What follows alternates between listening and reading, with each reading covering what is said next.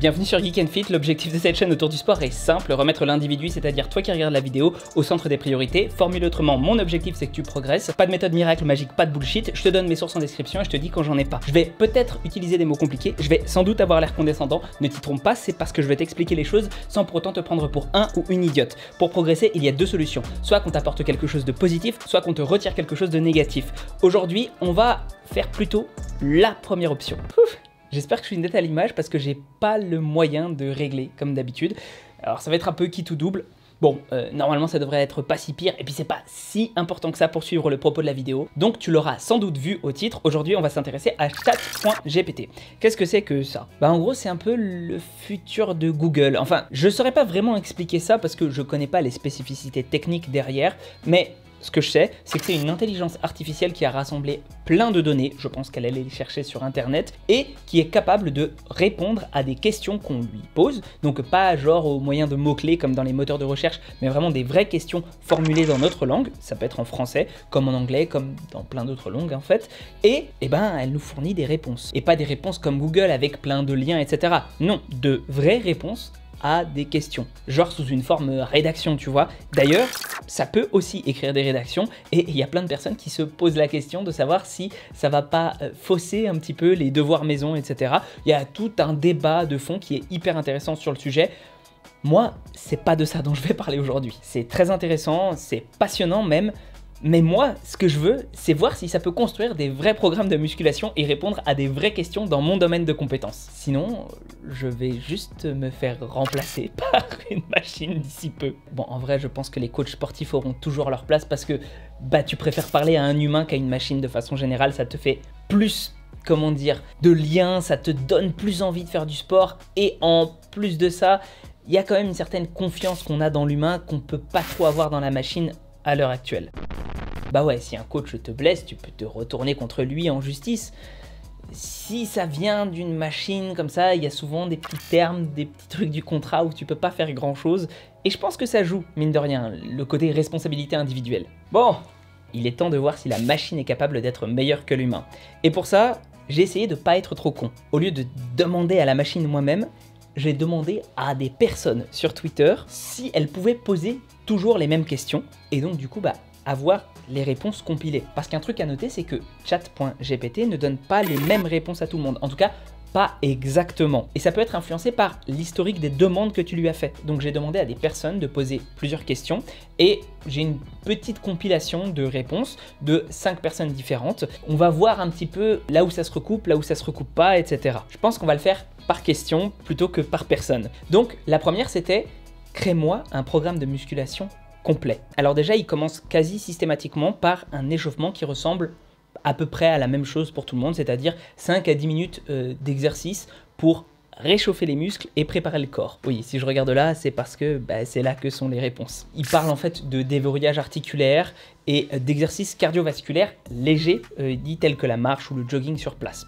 Bon, très bien. Et là déjà, il y a un petit souci. Alors, ça peut fonctionner comme échauffement, hein, c'est pas un souci cataclysmique, mais quand même, il précise jamais qu'avant d'attaquer les exercices de musculation pure, on va dire, ben on peut faire quelques séries progressives. Alors moi, ça dépend, hein, avec mes clients par exemple, soit je leur dis de faire des exercices génériques qui vont faire bosser tout le corps, soit je leur fais faire des séries progressives quand ils commencent à avoir un petit peu plus de force ou qu'ils en sentent le besoin, mais je ne vais pas juste faire des exercices cardiovasculaires. Je pense qu'il faut une préparation à l'effort. Et il n'y a pas. Il n'y a pas dans aucun des programmes faits par chat.gpt. C'est pas nécessairement hyper important parce qu'en fait, l'échauffement, ça va pas vraiment te préparer, enfin te protéger plutôt des blessures. En revanche, ça te prépare à l'effort. Donc, si tu veux être le plus performant possible, il vaut mieux que ton échauffement soit bon. Et après, c'est assez systématique dans tous les programmes. Il va proposer 3 séries pour tous les exercices et 8 à 12 répétitions, encore une fois, pour tous les exercices. Ce qui est assez dérangeant, c'est qu'il n'y a pas de vraie notion de l'effort. C'est-à-dire qu'on te dit entre 8 et 12 répétitions, super, mais est-ce que c'est à l'échec musculaire? Est-ce que c'est avec un pourcentage de l'ARM? Est-ce que c'est à 2 répétitions de l'échec musculaire avec des répétitions en réserve? On ne sait pas. Il dit juste de faire de 8 à 12 répétitions. Or, c'est assez crucial de connaître l'intensité si jamais on veut se muscler. D'ailleurs, on lui demande un programme de musculation. Et ce qu'il fait là, entre 8 et 12 répétitions, typiquement, c'est un programme plutôt de bodybuilding. Alors tu vas me dire, mais c'est pas la même chose, musculation et bodybuilding? Bah, ça dépend. Dans le langage courant, on a tendance à associer les deux, mais en réalité, la musculation, c'est faire travailler tes muscles. Ça peut être pour gagner de la force, comme en powerlifting, ça peut être pour gagner de la puissance, comme dans la plupart des sports en fait, et peut-être aussi en haltérophilie. Ça peut être plein de choses. Là, c'est résumé à du bodybuilding, donc gagner juste en muscles. Voilà, faut le savoir, quand tu lui dis musculation, il prend ce sens-là. Est-ce que c'est bête? Je pense pas, parce que, encore une fois, les deux sont assez associés dans le langage courant, donc c'est pas si idiot que ça que de l'avoir compris comme ça, mais ça reste assez imprécis. Très souvent, dans les 5 programmes retrouvés, on a des exercices polyarticulaires en priorité. Donc là, je regarde, hein, c'était squat, développé couché, rowing machine, soulevé de terre, abdos. Comment dire? C'est bien de faire du polyarticulaire, mais c'est pas l'alpha et l'oméga, ça dépend des exercices, etc. Là, en l'occurrence, pour celui que je regarde, il n'y a eu qu'une seule séance qui a été faite et c'est un peu léger, notamment parce que il manque plein de trucs. Déjà, il parle d'abdominaux. Bon, ça veut dire quoi, abdominaux? En fait, c'est des crunchs, parce qu'il y a plein d'exercices d'abdominaux. Hein. Les abdos, c'est un groupe de muscles.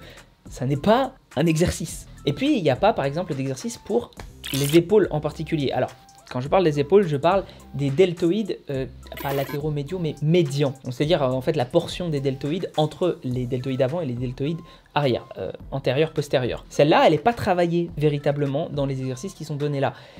C'est dommage. Et il y a pas mal d'autres petits muscles comme ça qui ne sont pas forcément travaillés. Par exemple, sur un développé couché, on va pas trop faire travailler nos grands dentelés. Il n'y a pas trop d'accent qui est mis non plus sur les mollets.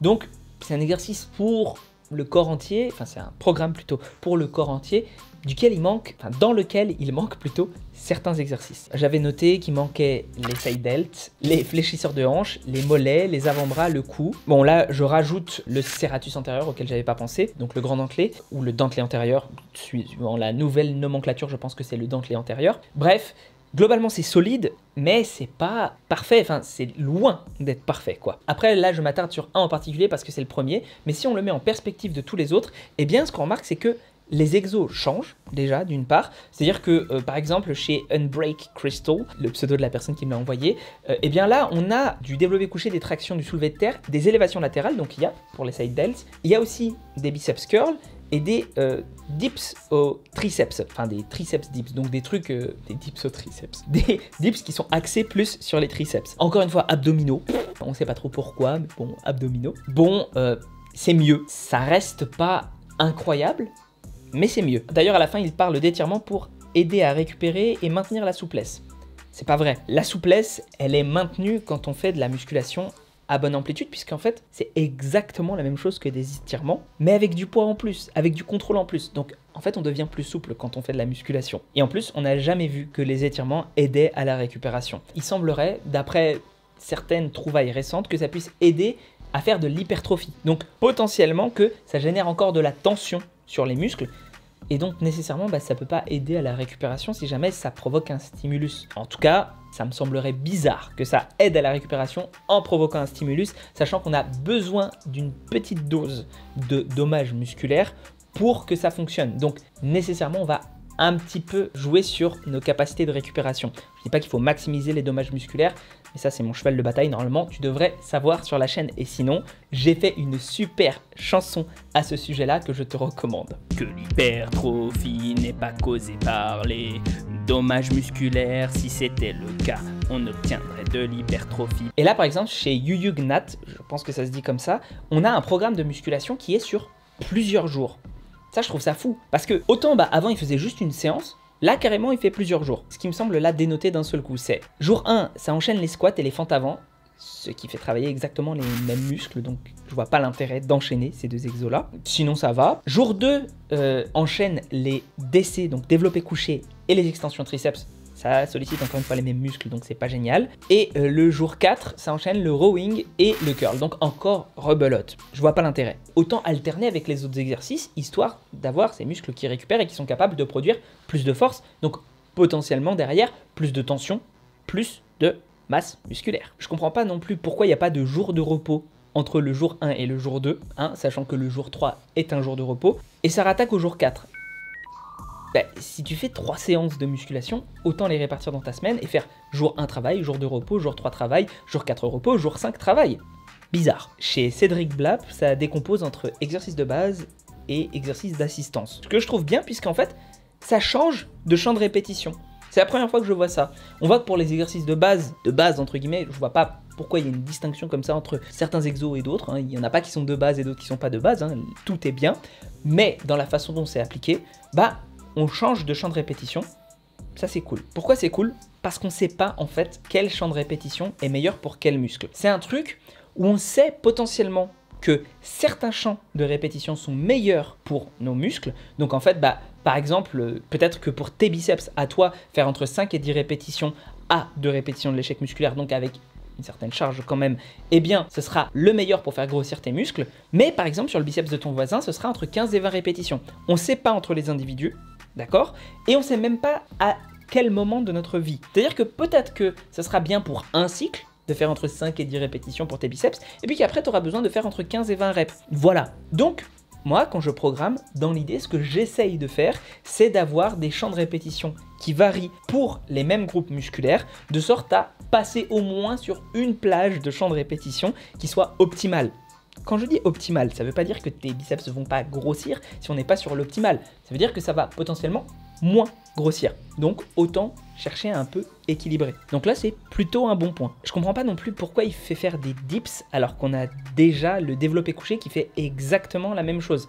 Dips et développé couché, c'est grosso modo le même mouvement, ou en tout cas, ça sollicite à peu près pareil. Juste les fibres sur les dips seront mieux alignées de façon générale, donc c'est un peu meilleur pour tes pectoraux. D'ailleurs aussi, pourquoi des élévations latérales alors que si on veut faire du polyarticulaire, qui était le cas pour tout ce qu'il y avait avant, bah on peut faire des rowing mentons, qui sont globalement du polyarticulaire, mais pour tes deltoïdes médians. Je vais avoir du mal à le dire, celui-là. Pour le bas du corps, j'en ai marre de voir le duo squat et fente avant. Hein, c'est les mêmes muscles qui sont bossés, donc faites autre chose. Surtout qu'il manque à chaque fois un exo axé mollet. Et si je veux être taquin, aussi le droit fémoral. Le droit fémoral qui est une partie des quadriceps, rectus femoris, qui, en fait, ben, n'est pas sollicité sur les squats, ou en tout cas mal sollicité. Il faut faire des leg extensions, des reverse nordiques pour avoir une meilleure sollicitation, puisque la hanche se retrouve en position en fait un petit peu plus étendue, si j'ose dire. En tout cas, le muscle en lui-même passe par de plus grandes longueurs musculaires et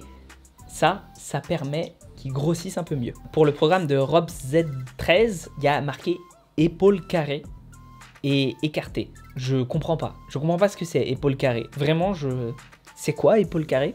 D'ailleurs, un seul exo de jambes dans ceux de base, c'est un peu léger. Ah pardon, c'était pour ce programme-là qu'il y avait des variations de reps. J'ai pas les programmes sous les yeux, j'ai juste mes notes sous les yeux. Donc c'est pour ça que j'ai peut-être fait une erreur. Enfin bon, ce que je me souviens, c'est qu'il y avait des variations de reps que dans un seul de tous les 5 programmes qui ont été envoyés.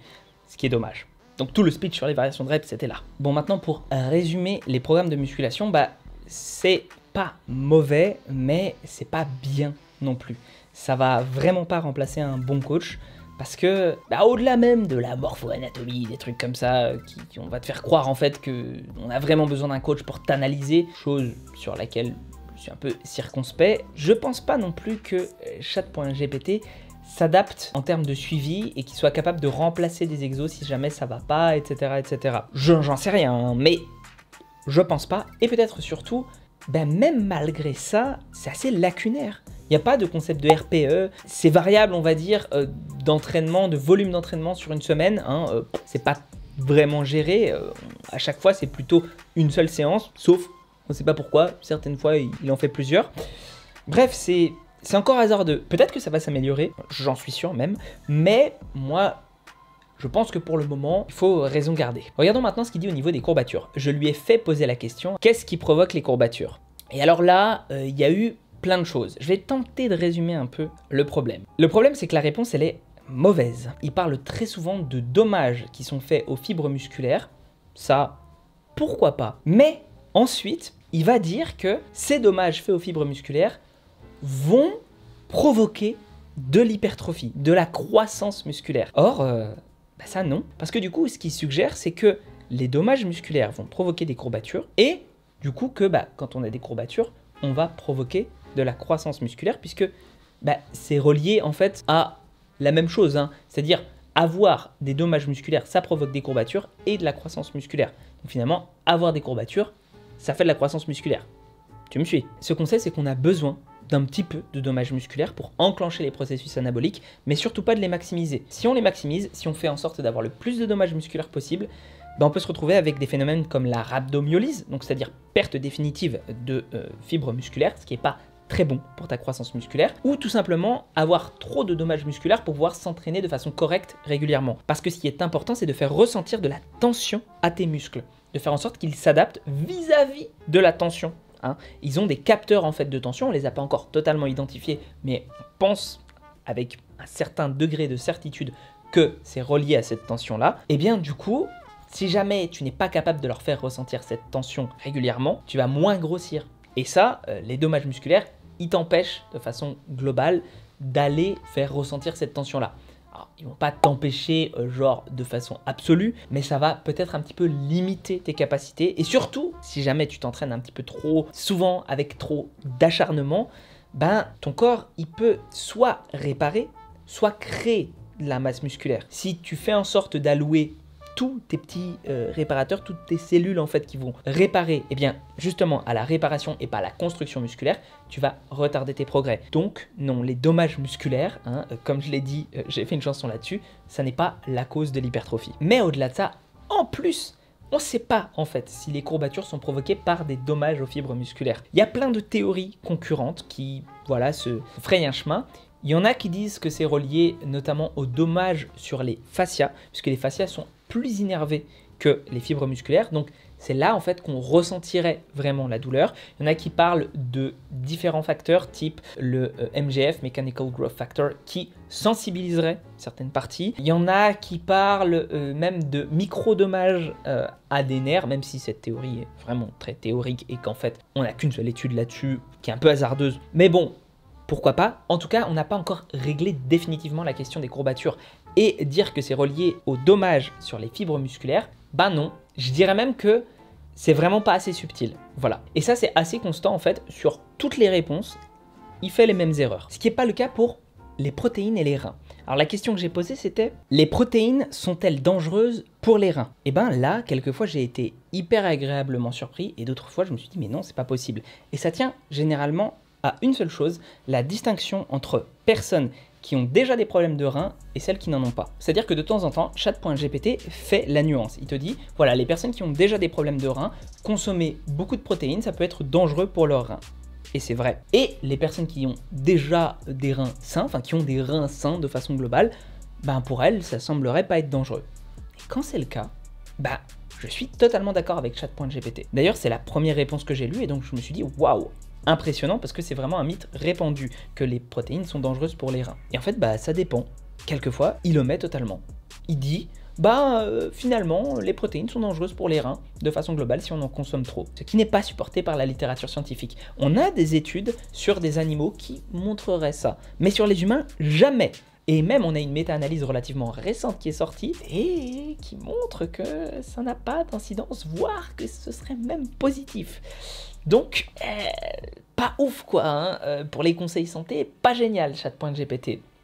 Et surtout, variable. Si jamais tu vas voir ce chatbot-là, il va tantôt te dire un truc super bien et tantôt te dire pas génial quoi. C'est la même chose pour une question que j'ai posée sur la viabilité d'une diète avec produits animaux et sous-produits animaux exclusivement. Quelquefois, souvent d'ailleurs la majorité du temps, Chat.gpt va te dire oui, une diète juste avec des produits et sous-produits animaux est tenable, peut être bonne pour la santé, mais pas sur le long terme. Et je pense qu'il a raison.